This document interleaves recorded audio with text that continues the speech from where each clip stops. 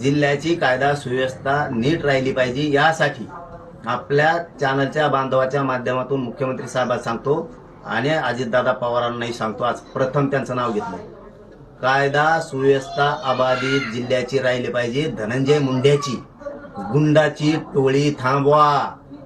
जर हे गोरगरीबावर अन्याय करायला लागले, आरडाओरडा करायला लागले आरोपीच्या बाजूने, तर आम्ही सुद्धा सहन करणार नाही.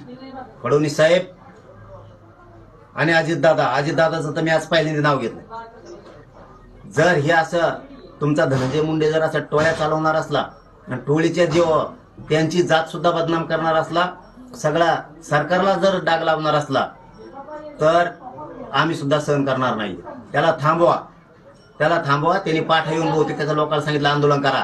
त्याचे लोक म्हणजे टोळी, त्याची जात नाही, पापात उतरतच नाही. पाप तू करणार फेडायला त्यांना लावतो का? तूच फेड. याला सुट्टी नाही, यांना थांबवा. माझ्या गोरगरीबाला त्रास नाही झाला पाहिजे. आमचं लेकरू गेलंय, आमचा आनंद हिरावून घेतलाय. संतोष भाईचा कुटुंब उद्ध्वस्त केलं, सुखी जीवनाचं वाटोळ करून टाकलाय धनंजय मुंडेने त्याच्या टोळीनं. खुणं करताय, खंडाने मागताय. सोडू नका याला, एकाला सुद्धा सोडायचं नाही म्हणजे नाही. यांना सगळ्यांना मोका लावून 302 लावून यांची अंडर ट्राय चालवा.